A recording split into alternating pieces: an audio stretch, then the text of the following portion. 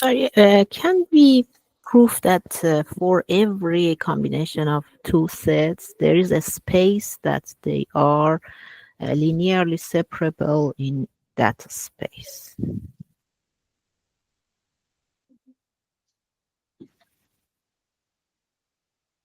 So I understand your question. You're saying that if I have a data set that looks like this, that's my positive class, and this is my negative class. This is clearly not linearly separable. Yeah. In this space of Yes. R2, but there is a potential transform that exists on this data Mm-hmm. that can make it linearly separable. One such transform can be, let's now, if I can actually draw in 3D, let's visualize this in 3D. Let's say there is one plane up here and another plane down here. In the top plane is where my pluses lie, as same shape. And in the bottom plane is... No, I think it's a key question that if we could prove such theory, we can do everything, you know.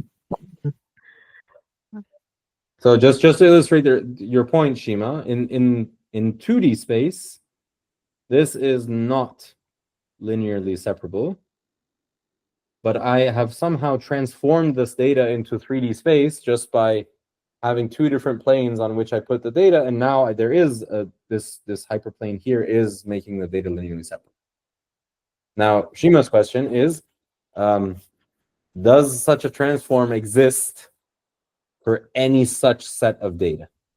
Yes, is that the question, Shima? Yeah, I think the the main logic behind deep learning is something like this, you know. My answer is I don't know. Maybe.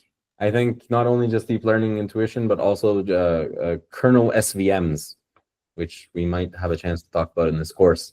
That's exactly what they try to do. SVMs are also themselves a Yeah. linear model, but then when we Sure. kernelize it, that means kernels just mean how do we find the transform into this alternative space such that in that alternative space they become linearly separable, and then we find that separate. But I'm not sure.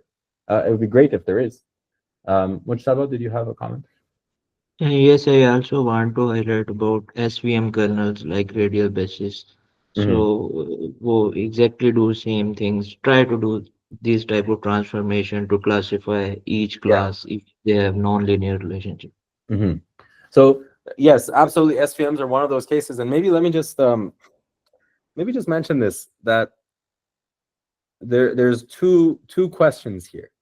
The first one is, for any possible set of data, does there exist a transformation in some other space such that they would be linearly separable? That's question one, which I think the answer is yes. And then question two is, if there exists such a transformation, can we find it? Right? And I think that the answer to that is we try, but it's hard. But I might be wrong about the first question too, so I don't know.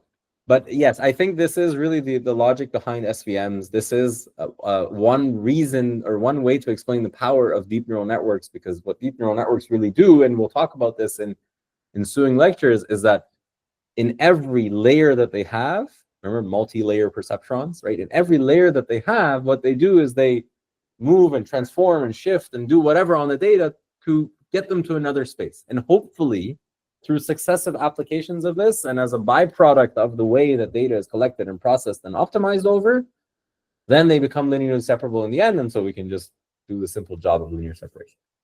I'm not an expert on it, so I don't know. This is just my hunch. So two questions. One, does there exist a transform? I would hope so. I think there does. Two, can we find it? I think that's what we're trying to do, but that's really hard. And three, can we be sure of either of those questions? I don't know.